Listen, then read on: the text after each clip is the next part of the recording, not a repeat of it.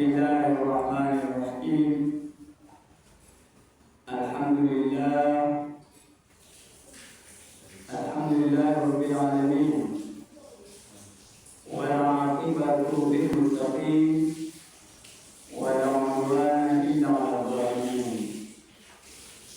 Wassalatu wassalamu ala rasulillah Muhammadin ibn Abdillah al-qa'ili bihuquqillah wa ala alihi wa ashabihi wa mawalah. Amma ba'du. Yaqulu Allahu tabaraka wa ta'ala, qad aflaha man zakkaha, qad aflaha man tazakka wa dhakara isma rabbih fa salla. Bal tu'thiruna al-hayata ad-dunya wal akhiratu khayrun wa abqa. Inna hadha la fi as-suhuf al-ula, suhuf Ibrahim wa Musa.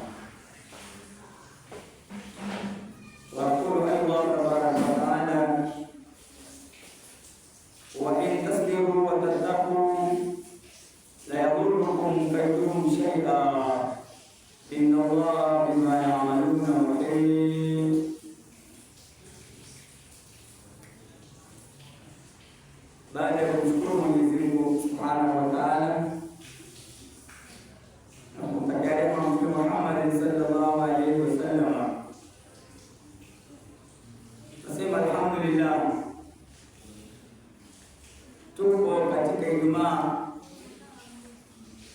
ya 5 ya mwezi wa Ramadhani, ikiwemo leo tarehe 30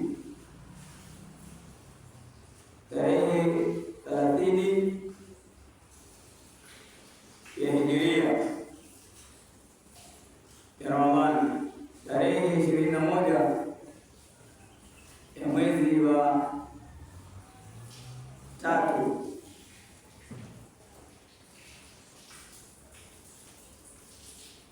tuzungumza na kuwezeana na kuelimishana na kuonyeshana njia ambayo ni sahihi, njia ambayo anaridhika Mwenyezi Mungu. Ile njia ambayo Mwenyezi Mungu hairidhiki hatufai kufuata. Tunafaa kufuata njia ya Mwenyezi Mungu ambayo anairidhika, na hilo ndio hakika.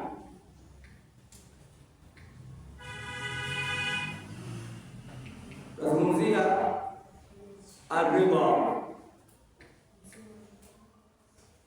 Ridha ni maridhiko au kuridhika.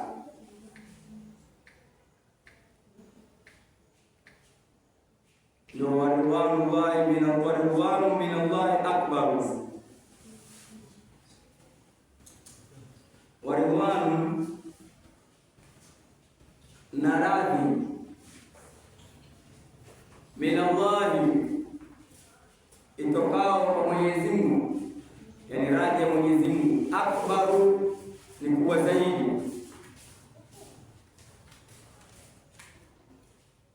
Kwa nini ikaitwa radhi? Kwa radhi ni mtu kupendelea, kuridhikia, kukubalia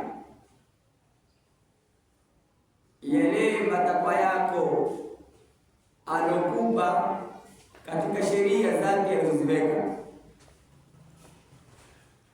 Zile sheria wewe ukazifuata kwa namna itakavyotekanwa kufuatwa.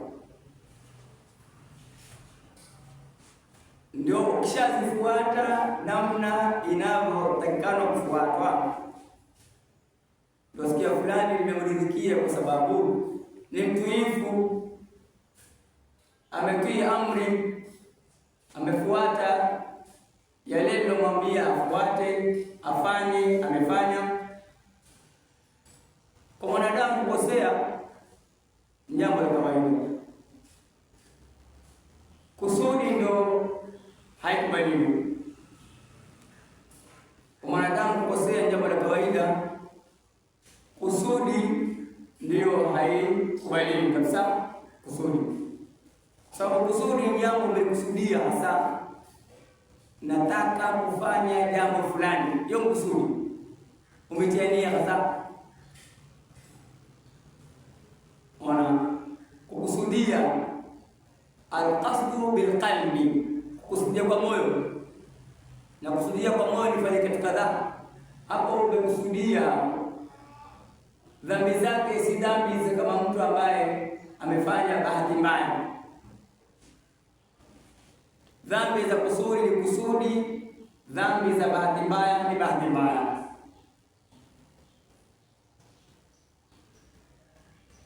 Tazungumzia radhi.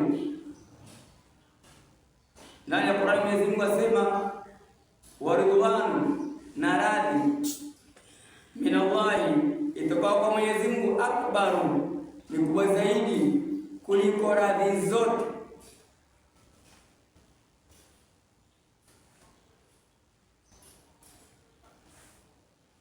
Fardhullahi an ahli aljannati akbaru wa ajallu min aljannati wa ma fiha.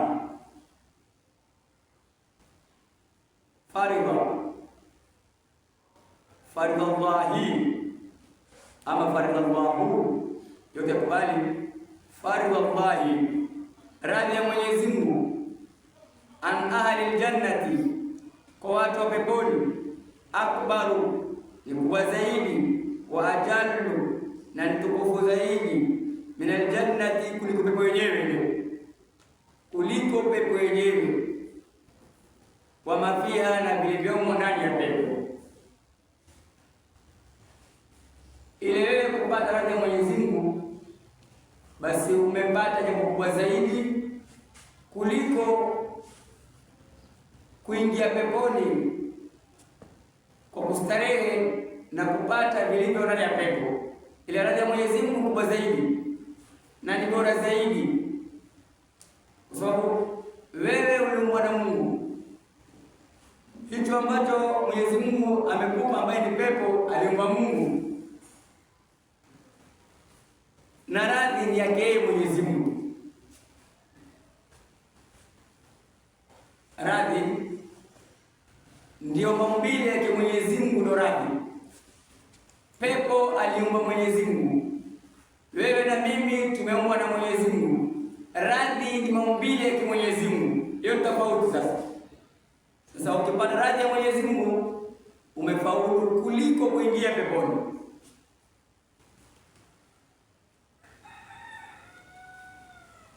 Qala Ibn al-Qayyim, amesema Ibn al-Qayyim, baina sabri wa ridha, akielezea baina subra na radhi. Hawezi pata radhi wacha ya Mwenyezi Mungu, hata ya mwandani wako huwezi pata radhi mpaka kuwe na kumsubiria yule mtu. Kwa Mungu ni zaidi. Radhi kuipata mpaka uwe na subra.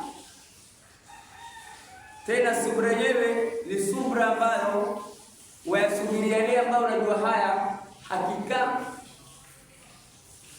kwangu si rahisi kuyasubiria. Kwa mfano, mchana wa Ramadhani watu wanao uwezo wa kula, wanaoweza kufanya masia, wanaoweza kufanya kila kitu. Unasubiri mpaka saa 12 ndio ule. Unasubiri mpaka saa 12 yale ambayo umeruhusiwa ya halali kutumia ufai kuyatumia mchana. Wafaa mpaka kwenye 12:30 ndio waweza kula. Wale kufanya mengine ya halali ambayo umekubalia kufanya katika mchana. Hiyo ni subra. Ikiwa huna subra, huwezi fanya, hawezi vumilia. Subra ni kuvumilia. Ndio kaambiwa uvumilivu hula mbivu, mvumilivu hula mbivu. Sisi wa leo kuvumilia hatuna. Sisi viumbe wa leo neno uvumilivu hatuna, tunakupa. Lakini hakikatan mvumilivu hula mbivu kweli. Ukivumilia mavumilio yake Mwenyezi Mungu, ndipo hapo Mwenyezi Mungu kwa radhi yake. Ukikosa kusubiri kuvumilia ya Mwenyezi Mungu alikuharamishia, ukataka kuyatumia, ndio pale Mwenyezi Mungu anakulani akakupa hasira zake. Mwenyezi Mungu kuna hasira, ni sifa yake. Mwenyezi Mungu akona radhi, ni sifa yake. Mwenyezi Mungu akona msamaha, ni sifa yake. Mwenyezi Mungu akona rahma, ni sifa yake. Ndio kumi na mtu likaitwa kumi la itqu minan nari, kumi la kuwapa huru na moto kwa wale waliofunga kihakika. Kule kuwapa huru na moto ni sifa ya Mwenyezi Mungu sisi. Bimaana ametusamehe yote tuliyoyafanya majongo, kisha akatuweka mbali na moto. Aya aliyosoma yazungumza mambo sampuli mbili. Mwenyezi Mungu akisema qad aflaha, hakika amefaulu, man tazakka, aliyetoa zaka, wa dhakara isma rabbih, na akataja jina la Mola wake, fasalla, na akaswali. Wanazuoni wengi wamefasiri aya hii kuwa hakika amefaulu yule aloitolea zaka nafsi yake, kuitakasa na yale makosa madogo na makubwa katika mchana wa mwezi mtukufu wa Ramadhani. Ukasema kuwa ni zakatul fitri, utoe zakatul fitri. Fitri ni umbile, fatara samawati wal ardhi, ameumba mbingu na ardhi. Sasa fitratullahi, umbile la Mwenyezi Mungu. Sasa zakatul fitri ni zaka ya kimaumbile, wanazoona kaita zakatul badani, zaka ya mwili. Tuhratul lisaimi, kutahirisha yule alofunga, kwa sababu katika kufunga kuna pengine umeteleza ukazungumza urongo bahati mbaya pasina kukusudia, umeangalia ambapo haviangaliwi bahati mbaya au kusudi, umesikiza nyimbo ambazo hazifai ima bahati mbaya au kusudi.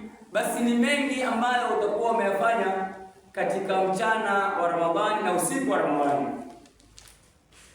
Hiyo saumu kuitwahirisha, kwa sababu kufunga ni mchana na usiku. Usiku wafunga kutofanya maasiya, yale uloambiwa ni haramu hasa ufai kufanya, ndio kufunga usiku. Kujikataza nafsi yako kufanya maasiya usiku wa Ramadhani. Mchana ni umekatazwa kula vile vya halali ambapo wafaa kutumia mchana, ndio umeharamishiwa mchana wa Ramadhani. Hiyo ndio maana ni kujizuia.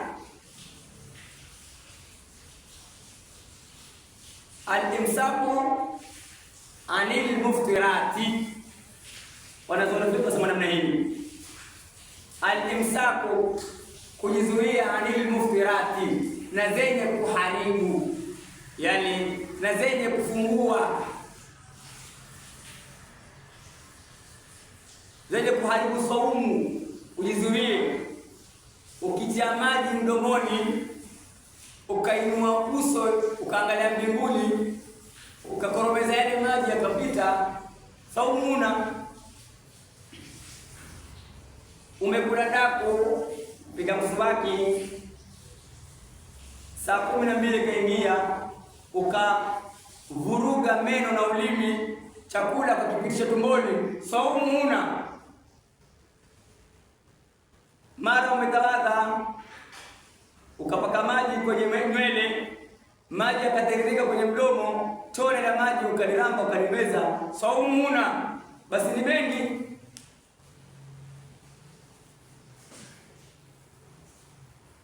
Umwangalia mtu wa watu, binti wa watu, mpaka ukajaribia Africa Industries, saumu huna pia.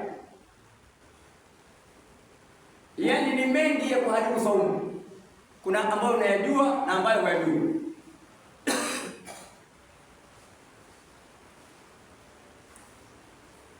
Ukaleta kohozi kwenye mdomo kutoka kwenye koo, kisha ukalimeza tumboni, saumu huna. Sio mate, kohozi, saumu huna. Lakini kupita bahati mbaya, saumu ipo. Kuna vitu vya bahati mbaya, hapo saumu ipo.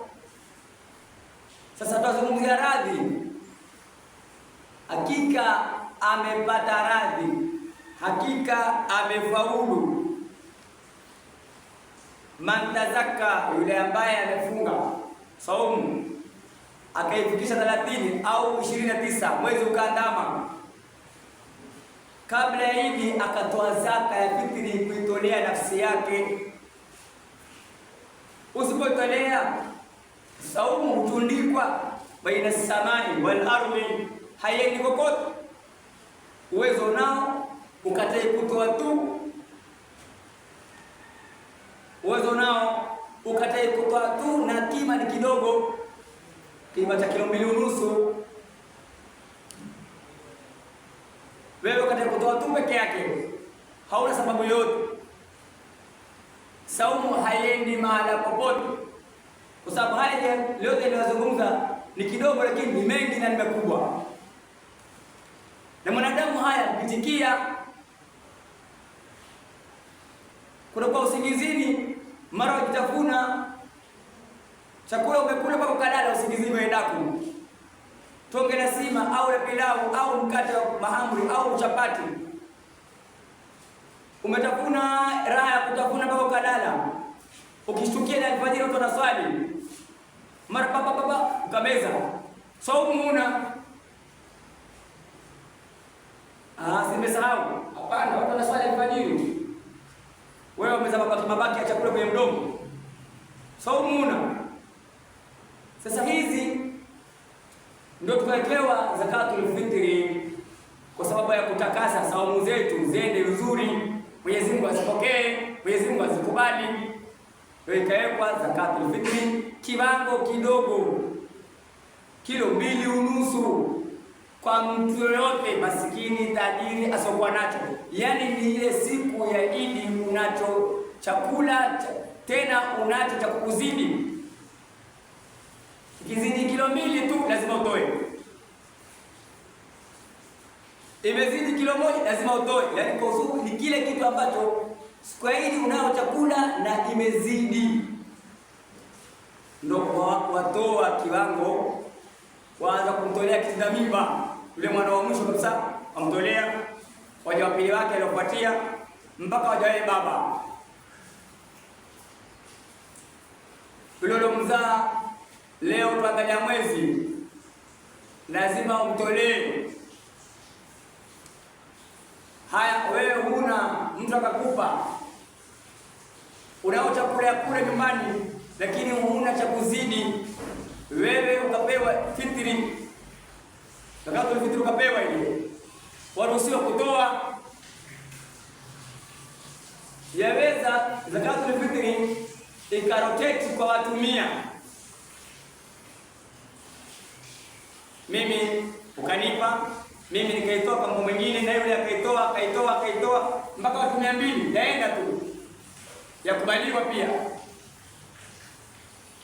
Sasa hakuna sababu kwa mimi sina uwezo unao, kwa sababu watu waweza wakati wa maharusi na misiba ya disco wakashona sare za madera, sare za makaunda, masuti na matai namna moja, wanaandaa siku ya kwenda kuzika mwili, wanaandaa kwenda kumwoza binti, muozesha binti, wanaandaa kwenda kumsindikiza rafiki yao aenda kuoa. Haiwezekani kwamba wewe hauna kilo 2.5 kuitolea nafsi yako lisomo yako iende through. Haiwezekani. Na haya yote yakubalika isipokuwa tu sisi kwenye kheri hataki. Sasa ikiwa kwenye kheri hutaki, radhi ya Mwenyezi Mungu pia hupati. Radhi ya Mwenyezi Mungu ina miko, na kama miko kuitaka radhi ya Mwenyezi Mungu hupati. Ndo ari ikawa yazungumza al-adabu ma Allahi, adabu pamoja na Mwenyezi Mungu. Ndio man tazakka amefaulu, hakika amefaulu, aloitakasa akaiweka sawa sawa, yule aloitakasa nafsi yake kuitolea zakatul fitri, kisha wadhakara isma rabbihi, kisha akataja jina la Mola wake. Allahu akbar, Allah. Hizo takbira hizo, hiyo ndio isma rabbihi, hilo ndio jina la Mola wake. Ndio Mola wako, Mola wangu, ndio wadhakara, akataja takbiri, akataja takbiri, dhikri, fasalla, na akaswali swala ya Idul Fitri. Ndio tafsiri yake hiyo. Hapo ukifanya namna hiyo umekuwa uko na adabu na Mwenyezi Mungu. Ukifanya kinyume huna adabu na Mwenyezi Mungu wewe. Ndio akasema Ibn al-Qayyim katika maneno yake akielezea al-adab ma Allah, al-qiyamu bidini, ni kusimama na dini yake Mwenyezi Mungu, sio kufanya hushi, yani waenda na hawa yako na matamanio yako. Mimi nataka nifanye hivi, sitaki hivi, yani wataua. Kuna ambayo wewe wayataka, kuna ambayo wewe huyataki. Kama jana lazima watu wabuni mwezi wa kikapu, subra hawana. Ndio ile kukosa subra radhi upati, ukiwa na subra radhi wapata automatically. Yani wamekosa subra mpaka wakaubuni mwezi wa kikapu. Ndio al-qiyamu bidini, kusimama kwa dini ya Mwenyezi Mungu imara.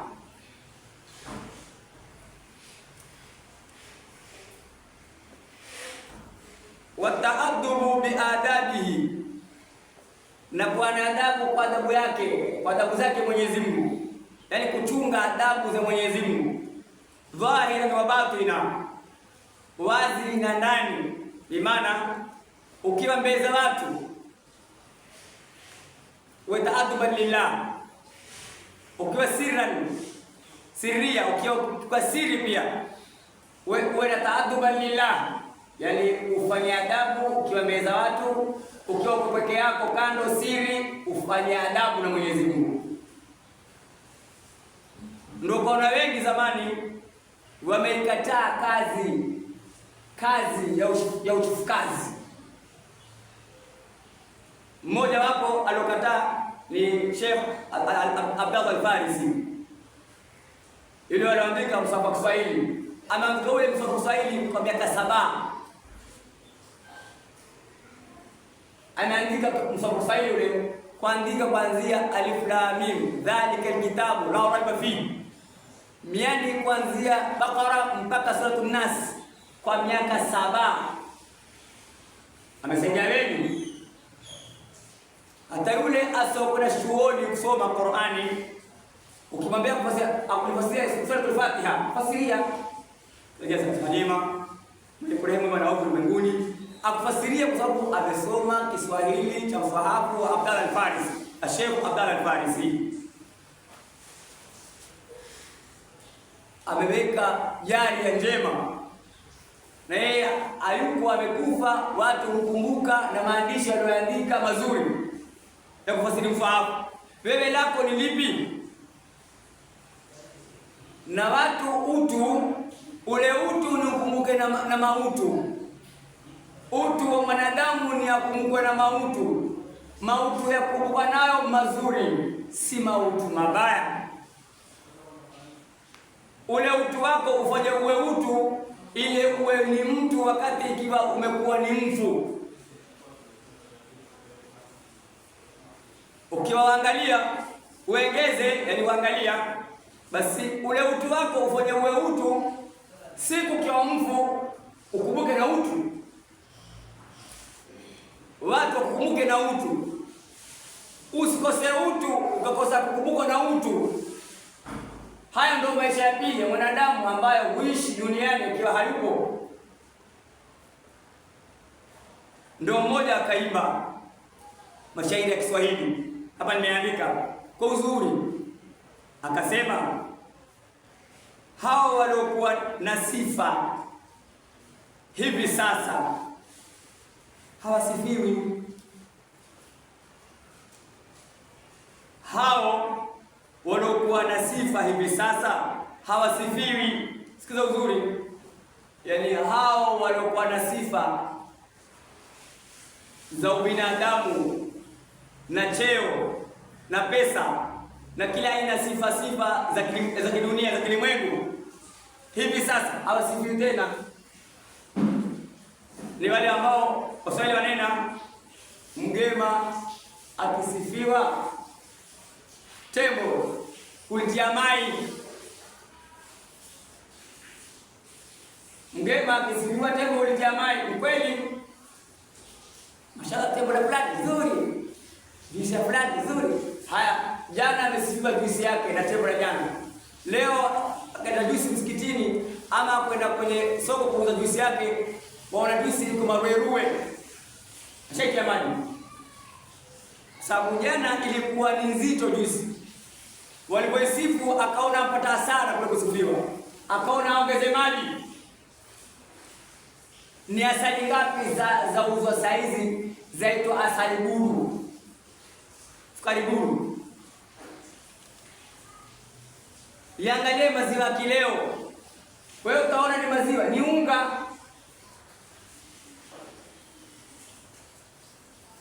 Ziangalie shule za kizamani na shule za kileo.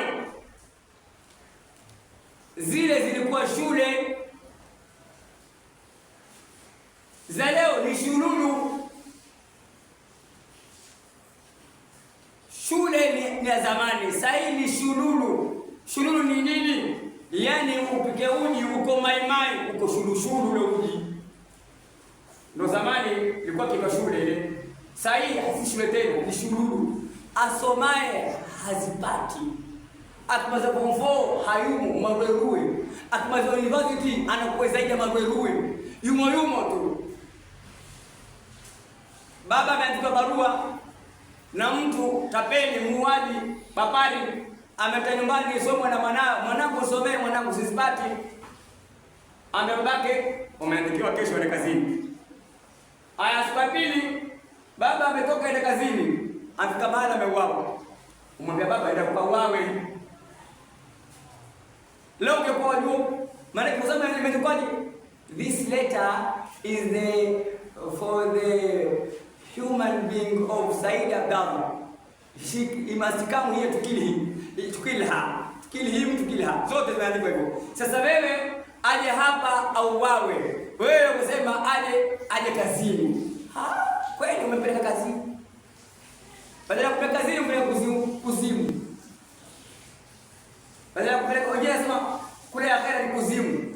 Badala umepeleka kazini umepeleka kuzimu maskini. Ameenda ameuawa baba.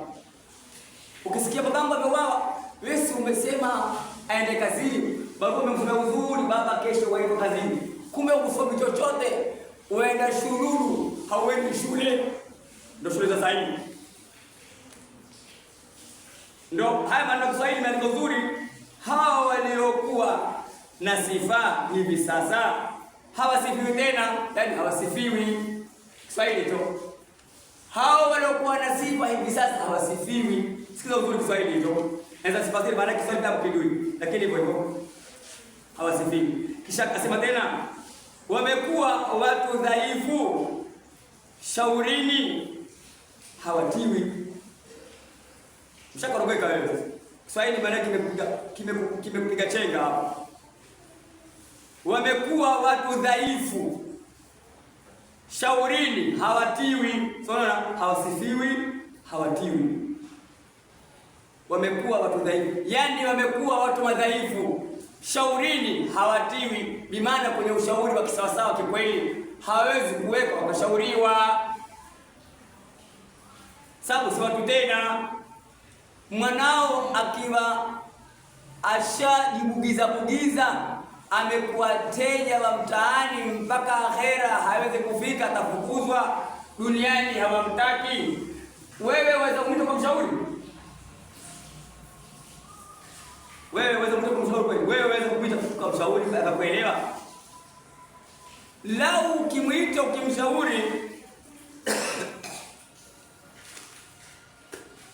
cha kwanza ambacho yule mwana atakwambia, ba, una shilingi 50 hapo, nipe nunue bangi. Ushauri wake wa kwanza atakwambia ni huo, ba, nipe nunue bangi kwanza, ni fresh. Yani ale fresh kwa sababu akili haifanye kazi. Na ukitoa shilingi 50 ukimpa kununua bangi, mtopata hamuelewani, kwa sababu akuona baba watatu. Akute bangi huwa haoni watu wawili, ataona watatu, wanne, watano. Akiangalia huwa ana makengeza, yani ana makengeza automatically. Sasa umempa 50 na kenda kanunua bangi akatumia, badala ya kuona baba mmoja atakuwa baba wangapi? Wawili au baba watatu. Je, mtaelewana? Mwanangu, nakushauri kesho na maana twende tukaangalia shamba letu, tuliangalie tuje watu walime tupate kulima mahindi. Baba anaona mko wanne, baba anaona mko watatu, baba anaona sijui zungani, baba asinzia. Yaani asinzia yeye, lakini akwambia wewe asinzie, baba mko watatu, baba mko wanne. Mtaelewana? Huyu hapo akhera motoni na huyu hapo akhera peponi. Wataelewana kweli? Huyu ongua, huyu acheke. Kisha huyu achekae amwambie alokuwa walia, amwambie basi huku kuna mahora laini huku, kuna maana na salwa huku, kuna kadhaa huku. Huyu kweli, tuseme kweli bani, huyu motoni aweza muelewa huko peponi? Kwa sababu huyo motoni tayari umie. Mungu amenionea. Yuko motoni alia. Kisha huyu yuko peponi acheka. Ndio siku moja nilitoa wazi mahali fulani, nimesema ajaye duniani akitoka kwenye tumbo la mamake yuaja na kilio. Akitoka kwenye tumbo la mamake aja na nini? Na kilio. Sasa tahadhari, usije ukafa ukenda akhera na kilio. Yani ajaye duniani atokaye kwa tumbo la mamake atoka na kilio. Fanya bidii ufe na kicheko. Ona, kilio, kicheko. Yani ukifa ufe ukiwa wacheka. Yani umekuja na kilio, uondoke na kicheko. Unaona hapo kuna na hapo kuna Umeingia duniani na kilio, utoke ukiingia akhera na kicheko. Tumeingia na vilio, tutoke na vicheko. Yataka tuishi hivyo. Tumeingia na vilio duniani sote. Hakuna aliozaliwa hakulia. Tumeingia na vilio, tutoke na vicheko. Tusiingie na vilio duniani, tutoke na vilio. Hiyo ni hatari.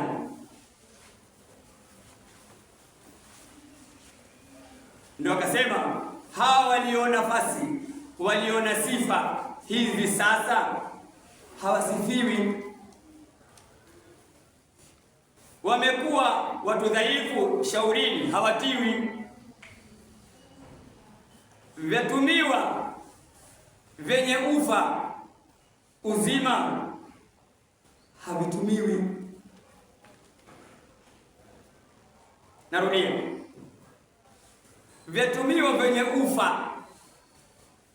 Kila mtu ana ufa nyumbani wa disco. Hakuna mtu asojua ufa hapa. Vyatumiwa vyenye ufa, yani vile vyenye kasoro. Vyatumiwa vyenye ufa, vizima havitumiwi. Hawa machifukazi wa leo ni wazima kweli? Ndio hivyo, vyatumiwa vyenye ufa, vizima havitumiwi. Yule alipoona kwamba yeye hana ufa hakutaka kutumiwa. Vizima havitumiwi, vile vizima vile havitumiwi, vile vyenye ufa ndio hutumiwa. Ndio hapo vyatumiwa vyenye ufa, yani vile vyenye kasoro ndio watu wanavitumia. Vizima havitumiwi. Alipoona yeye ni mzima hawezi kutumiwa. Sasa ukimwambia kwamba mwanamke akimdhulumu bwana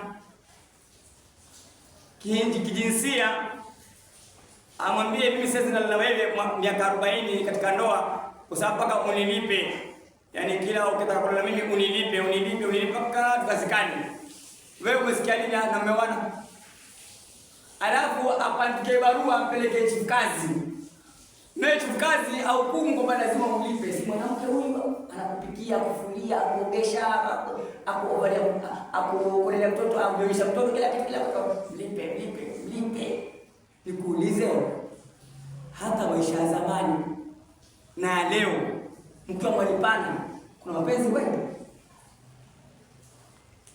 Leo ukitaka kufanya jambo nyumbani mpaka nikupe 1000. Kesho 1000. Ikimaliza mwaka mmoja itakuwa ni 1000 ngapi? Ama milioni ngapi? Sasa nitakuwa mimi natembea nje nikijua mke wangu yule nyumbani afua nguo anaenda 1000. Mtoto alionyesha mtoto wangu anaona kule sasa hivi anaenda 1000. Nikiingia nyumbani pale mtu atafutari anaenda 1000. Sasa hivi mtu anapiga kazi basi ataka 1000. Nikuulize, sasa ikifika tarehe 1 ya mwezi mwingine itakuwa umepata ngapi? Iko ndoa? Itakuwa kuna ndoano hapo. Hakuna ndoa tena. Hakuna mtihani mgumu kama kutoa. Umpae ni hawara ni mke wa ndoa. Ni mke wa ndoa. Lakini je, hicho ndio kutoa wewe wakilimika? Ndio swali hapo. Hicho kitoacho watu kwenye haramu ama watu kwenye halali? Lakini unachokitoa ukitoe kwa maridhiwa. Wakitoa kwa sababu wewe umelazimisha utoe na chifu kazi, ndio wewe mwezi wa kuangaliwa kufosiwa. Wale walafi leo hawakufunga. Wale walafi leo hawakufunga. Kwa nini hawakufunga? Kwa sababu wamefunga ati wanalisha tumefunga 31. Aya, umefunga 31. Sana kuuliza mimi. Kihesabu za haraka sasa. Twende kihesabu haraka. Kila mtu ajue hesabu. 7 mara 4 ni ngapi? 28, sio? 7 mara 4 ni 28. Huo mwezi wa 31 ni ukwa. Hakuna mwezi 31. 7 mara 4 ni 28.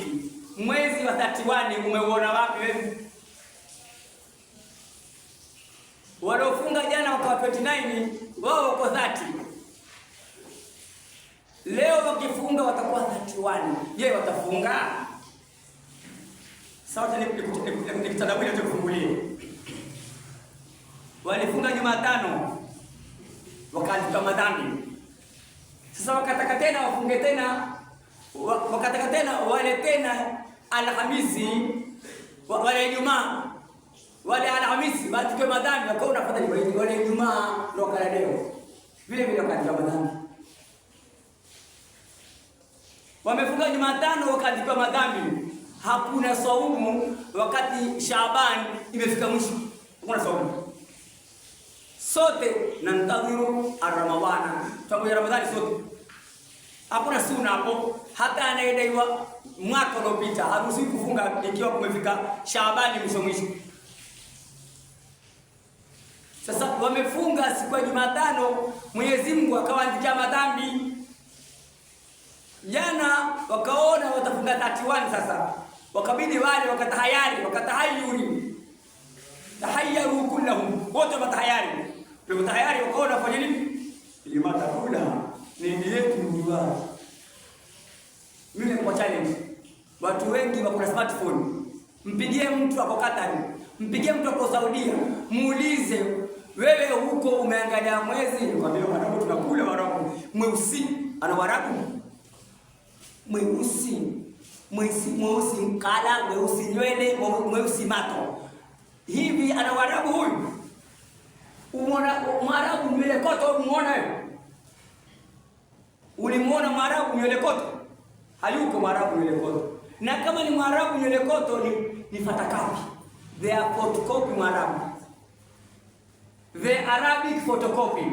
This one is a photocopy Arabic. Arab is a photocopy Arab. Yupo Mwafrika nywele singa yupo. Lakini Mwarabu nywele koto hayupo. Hawezi kupata. Mwarabu mweusi yupo. Maana ndio asili kuna weusi na weupe. Watu wote duniani. Lakini Mwarabu koto kama zangu, sukutu. Ya zangu zina fadhali. Hayupo Mwarabu nywele koto. Sasa kupiga simu, sisi Mwarabu tutafunga. Na ndugu yako toa Saidi Mwadhao Katana, Saidi Katana Kahindi. Kisha yuko kule Saudia, anapiga 10 akwambia sisi Mwarabu leo tutatoaidi bwana. Ili leo bwana Ijumaa. Muulize wewe Mwarabu tutamulini Mwarabu wewe. Wangu si nikaini wakatani. Sasa nikaini wakatana ni Mwarabu. Wewe umesikia jina la Kiarabu limeanza na kaini wakatana. Subutu, hakuna majina haya kule Arabu. Ikiwa yupo basi ni Mwarabu, hawezi itwa Saidi wakatana wakahindi. Hakuna hawezi. Leo babake Mwarabu ataitwa Saidi Sagafu. Ule ukatana akianza na mama Katana huku. Akifika kule babake ni Mwarabu, hawezi kumkubalia kumwandikia Citizen, amwandikie Saidi Katana. Saidi wakahindi atamwandikia Said ibn Sakaf bin Abdurrahman bin Abdul Aziz ibn Saud. Lakini yeye mwenyewe atakwambia mama mimi ni kazo wa kanisa wa Kabibi. Ndio. Ni sawa. Mama yake ni kazo wa kanisa wa Kabibi wa Kabwana. Lakini je, babake nani? Babake ni Abdurrahman bin Sakaf. Ona Waarabu hapo. Ndio damu yake huwezi kutoa. Kuna mambo hayana choice. Huwezi kuwa ni Mwarabu kwa mbele mweusi, si Mwarabu. Ndio damu yako ni Mwarabu. Sasa Waarabu akiwa Saudia mpige simu kwambie mimi Saidi wakatana wakahindi ni Mwarabu. Sababu ile leo ni Ijumaa, mwambie si Mwarabu baba. Wewe ni mgiriama huko. Wakarole na mazero. Ndio kwenu. Wa huwa husnu as-suhbati ma'a Allah. Ni kuwa na uzuri na urafiki na Mwenyezi Mungu. Hawezi fanya vituko. Kiwa rafiki, uzuri na urafiki na Mwenyezi Mungu, hawezi fanya vituko.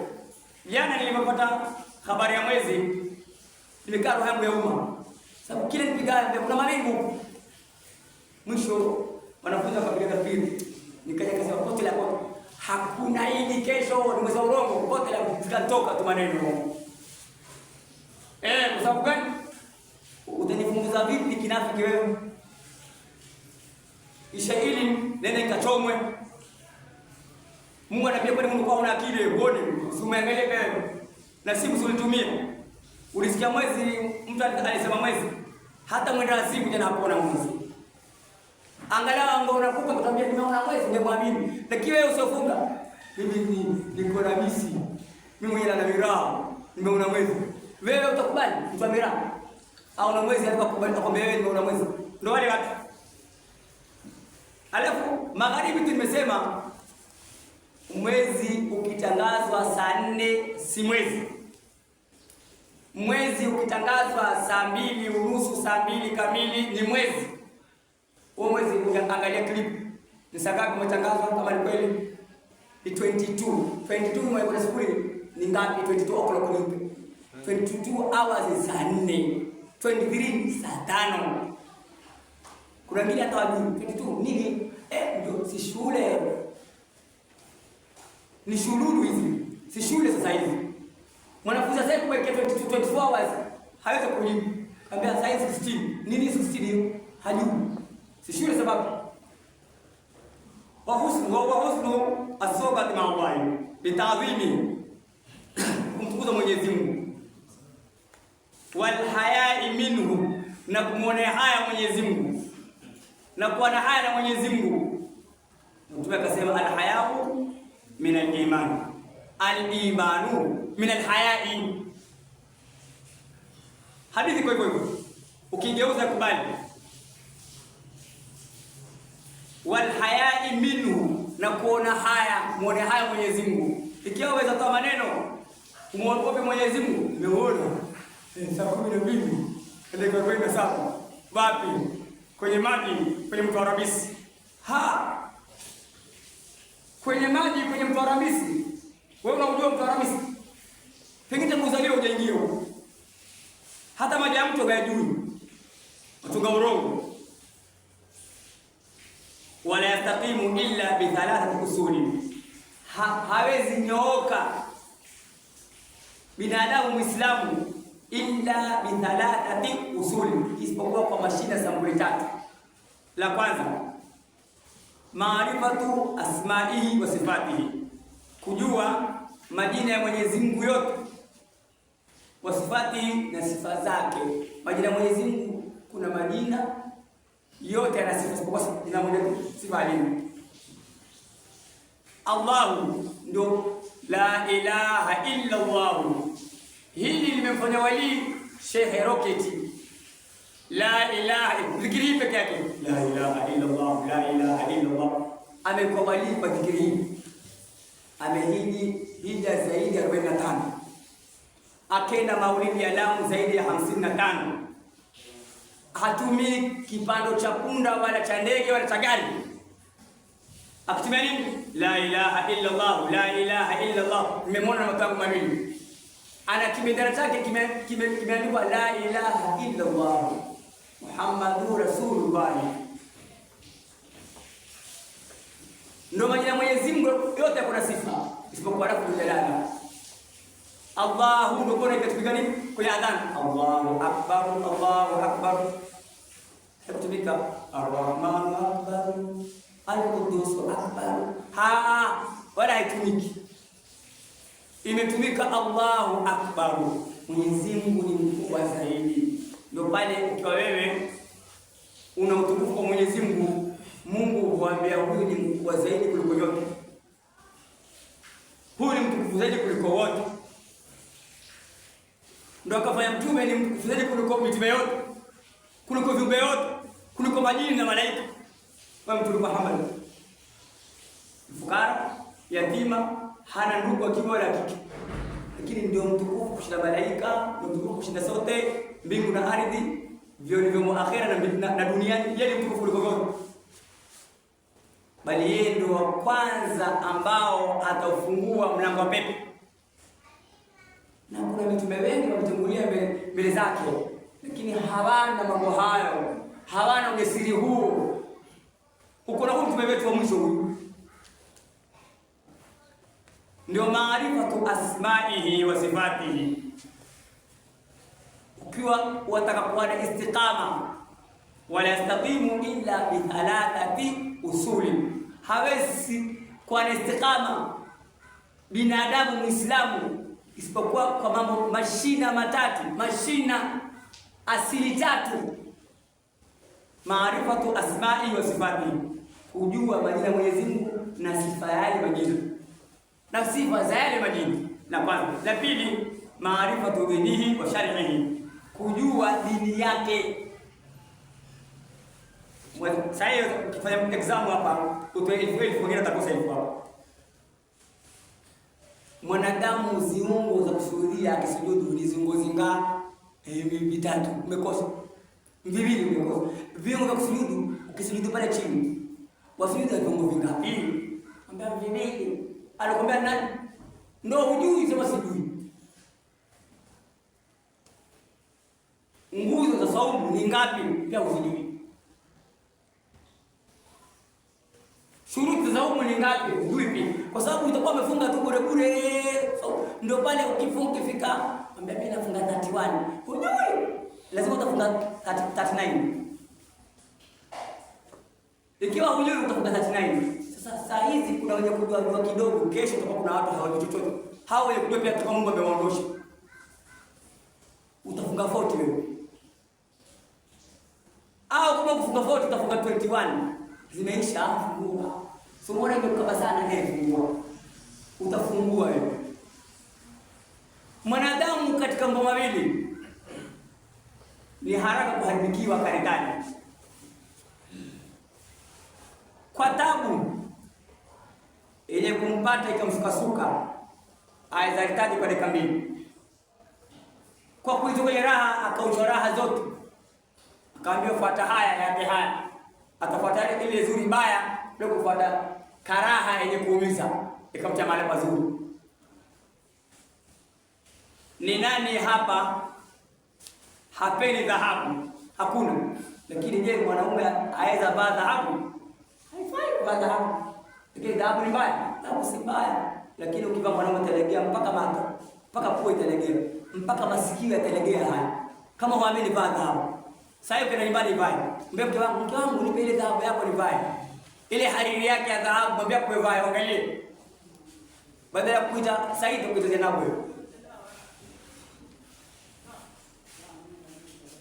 Maarifa dinihi wa sharihi, kujua dini yake na sheria yake Mwenyezi Mungu. Mtu huwa na msimamo hapa. Wa nafsu musta'iddatu al-qabuli al-haq. Wa nafsu musta'iddatu al-qabuli al-haq. Na nafsi iliyoandaliwa kukubali haki. Nafsi musta'idda iliyojiandaa al-qabuli al-haq, kukubali haki. Yani umeandaa nafsi yako kukubali haki. Hukuandaa nafsi yako kukubali nini? Batilifu. Haya matatu haya hauwezi kutolewa katika mstari wako wa kimungu. Maanake wewe umeandaa nafsi yako kukubali haki. Haukuandaa nafsi yako kukubali uovu, kukubali ubatilifu. Hapa utafaulu aje na mapeni, mtu aje na mabilioni za pesa, aje tambie sinipe tu nasikia njaa nitumie. Lakini kufuata siwezi, nipe nile. Nipe nitumie, kufuata siwezi. Kwa msimamo nipe nasikia njaa nitumie hizo bilioni. Kufuata siwezi. Wewe akuja mtu wawili wote wataka MCA. Unajua kabisa, umeona wewe kimpa huyu? Hata mke wangu atanipokonya. Umeona huyu? Ni mtifu ajabu. Wewe hata kama huyu ambaye ndiye ana pesa nyingi. Huyu ni fukara, hana pesa, ana shilingi 15 atakupatia, huyu ana shilingi 40. Wewe utampa hiyo? Utampa hivyo? Hana pesa utampa hivyo. Maana ukimpa mtu hivyo, wewe utapata amani. Mke wako atapata amani. Mwanao atapata amani. Inchi itapata amani. Mtaa utapata amani. Ukimpa jabazi, wa kwanza wa kuleta wakora na waizi ni huyu MCA. Ndio atawakoach wale wakora. Kwa sababu mkora rafiki zake ni wakora. Mwizi rafiki zake ni waizi. Mkaumuruti rafiki zake ni kaumuruti. Shetani rafiki zake ni mashetani. Majini rafiki zao ni majini. Sasa ukimpa jini, jiandae mtaa utaja majini. Ukimpa shetani, andaa kuwa mtaa utajaa mashetani. Ukimpa mkora kile kiti cha MCA, ujue mtaa utajaa majambazi. Ukimpa mpole, ujue mtaa utajaa upole. Sasa chague wewe kwamba yupi. Ndio maneno haya tumeeleza radhi ya Mwenyezi Mungu. Ukipata leo radhi ya Mwenyezi Mungu, basi ukafa kesho kwa peponi. Ukikosa radhi ya Mwenyezi Mungu leo, ukifa baada ya masaa mawili utakutoka. Hiyo ndio kuzungumza maelezo radhi ya Mwenyezi Mungu. Tukazungumza matatu haya: maarifatu asma'ihi wa sifatihi, maarifatu dinihi wa shari'ihi, wa nafsu mustahidatul qabuli alhaqi. Haya matatu hayo ukiwa nayo haya, hauwezi kutapeliwa, hauwezi kudanganywa, hauwezi kuvurugwa, kwa sababu unayo istiqama, unao msimamo, unao utu, unao binadamu, unayo maono.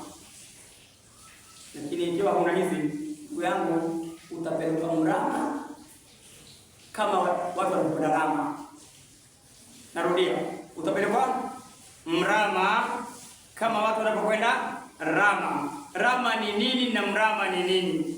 Rama ni yani kwa Kiswahili kule Amu au Takaungu au Mji wa Kale fungo 6 au fungo 7. Watu kenda wakiumba hivi, wana namna moja, hiyo ndio Rama. Sasa utakwenda mrama au upekwe mrama, na afadhali uende mrama kuliko upekwe mrama. Ukipekwa mrama, utaingizwa mahali ambapo utarajia utaingia, na utaingia. Rabbana atina fid dunya hasanatan wa fil akhirati hasanatan wa qina adhaban nar. Sallallahu ala sayyidina Muhammadin wa alihi wa